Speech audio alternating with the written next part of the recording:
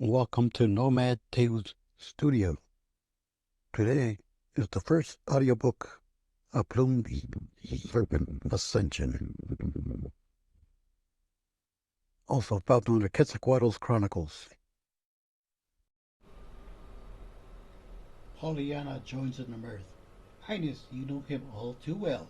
She raises her veil to hide her smile as she caresses Sultan's face. Her perfume is jasmine, which intoxicates the poor vizier. He takes a step back to compose himself. His face is unreadable, the perfect mask of sereneness. Pollyanna whispers into his ear, I shall see you tonight next to the statue of Anubis.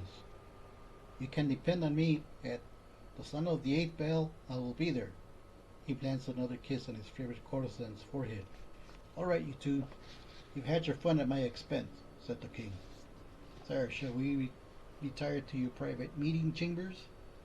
The news I have about our southern allies is troubling. The king nods in agreement. They walk back to the king's chambers. The bodyguards of the king cleared the path. The king and his vizier made it back to the tower of the king in a matter of minutes. Finally, they come to the private chambers of the king. 2 guards move away from the doors and allow them to access the private chambers. The captain of the guards opens the door for the king and vizier. As they step in, he interjects, Sire, there are many other affairs that need your attention as well.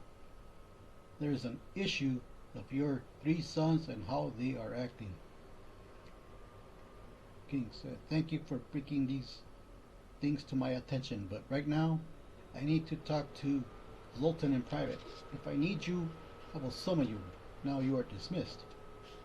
The captain is caught off guard with this slight rebuke. He says nothing. His face flashes in anger for a second. The next second it's gone. He bows and silently excuses himself, closing the doors behind him. Well, sire, wasn't that rather harsh, don't you think? Said Sultan. No, not really. Sometimes he forgets his place in the scheme of things.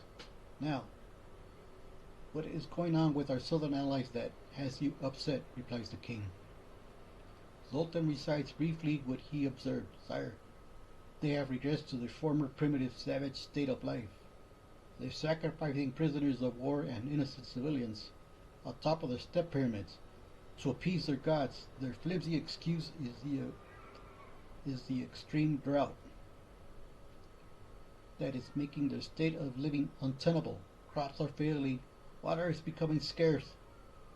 The situation is desperate. The king cannot believe what he's hearing. Why?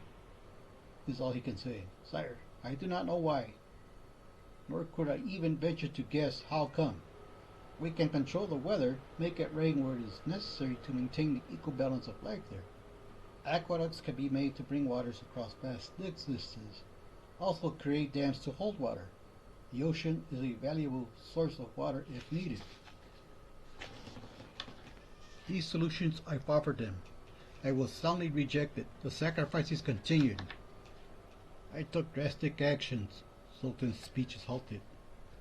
He lowers his head as if in shame.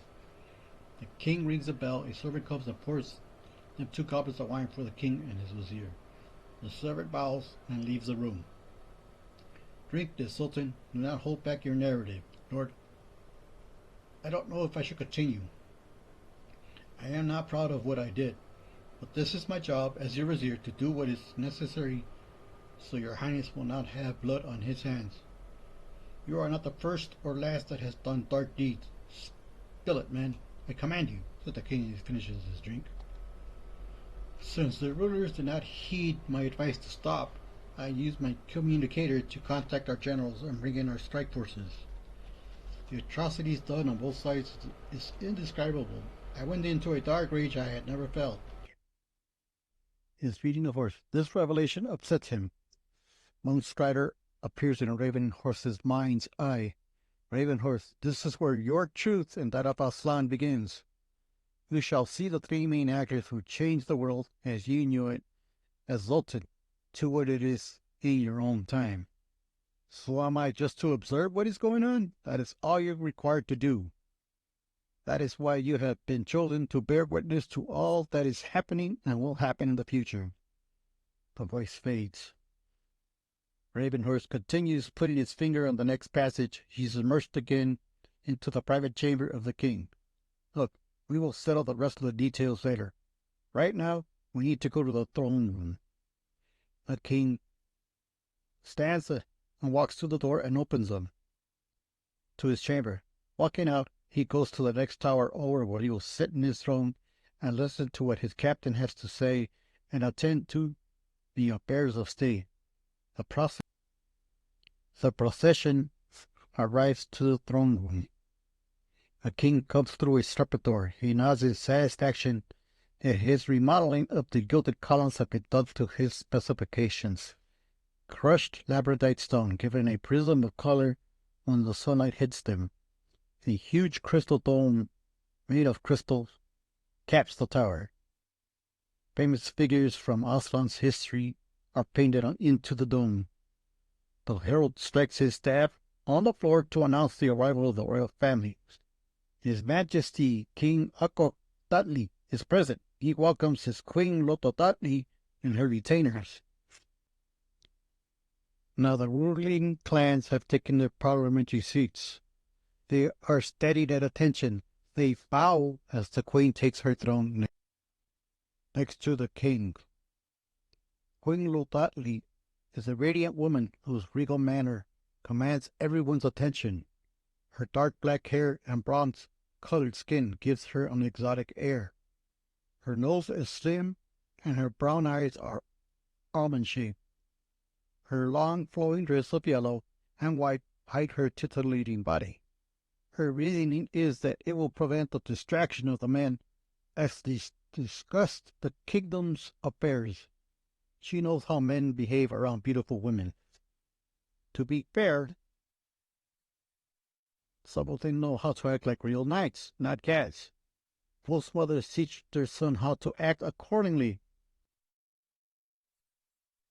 and they teach them how to have manners and etiquette when they are in the court.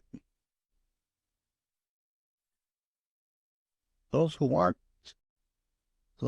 do not have the aptitude to learn court manners are said to be swords. The herald makes one more announcement. The three royal princesses will now take their seats next to the Queen Mother. The Lord of the Morning Star, Lord Quetzalcoatl, as known also as Plumed Serpent, crowned prince to the throne. Next is Huitzilopochtli, Captain General to the armed forces of the armies of Aslan. Last is Prince Texcatlipoca, court wizard, astrologer of the court. Take your seat, princesses. Your father and mother welcome you. Now Quetzalcoatl is tall with ice blue eyes, blonde hair, and a regal beard. Standing at 6 feet tall, he had a swimmer's build. He certainly loves to swim in the tepid waters that surround the horn-shaped island that's Aslan. His smile is contagious. Everyone is his friend. Whereas the second brother, Huitzilopochtli, is the extreme opposite. The captain's general face is always stern. His black eyes do not miss a thing. His aquiline nose gives him a keen sense of smell. It is said he can smell the enemy from 2 miles away before they come into contact. He's a hulking monster. There has almost never been a warrior like him except his brother, Plumed Serpent, which he can easily beat every time they have a sparring match using the Aztecs' fabled sword club, the Macotil. Except instead of being made of wood and obsidian, like the ancients used to weld, they are made of steel. The practical ones are made out of wood, but they still can be lethal. Once, during a match, it became so heated that Wazir Sultan and Tezcatlipoca had to pull Huitzilopochtli out of his brother's reach. The queen angrily slapped them both and had them locked up for 3 rotations of the moon. Huitzilopochtli deeply resented this sentence, but he kept his resentment deep in his dark soul. One day he'd have his revenge. The youngest brother is Tezcatlipoca. He's the court magician and astrologer. It is rumored he practices dark magic. His skin is as dark as obsidian. His face is marked by pockmarks. A childhood illness ravaged him, leaving him with a noticeable limp. His hair is always dirty. His eyes are a yellow color that eerily glow, making everyone uncomfortable. He was always causing mischief. His controlled chaos was tolerated by the court only because his father was king. When the alarm goes off and Raven Horse is ripped out of the last scene in the throne room. He had set the alarm up to remind him to eat a meal and get some sleep. He rubs his eyes. It's almost sundown. He cannot wrap his mind around his past life as Wazir Sultan. Moonstrider appears in his mind's eye. Why are you surprised? I told you this is a record of your life and that of Plumed Serpent. You must continue to read the scroll to activate the immersion part of the hologram. It will reveal more information as you delve deeper and deeper into it, said Moonstrider. The body needs sustenance as well as the soul. If you don't mind, I will have a bite and go to bed. The spirit guide interjects. This story will be continued tomorrow at sunrise. Get some sleep. It will watch over you and talk to you at sunrise. The story of Raven Horse and Quetzalcoatl is just beginning to unravel. Sunrise will bring the next part of this ancient tale to Aslan, or Atlantis. And that wraps it up for Chapter 2 of Plumed Serpent's Ascension. Thank you for listening along as I try to narrate this tale. Thank you very much for your time. Hope you have a good evening, good afternoon, or good morning, wherever you're at. Now it's time for me to take off from this place. See you around. Bye. Gotta take that elevator out again.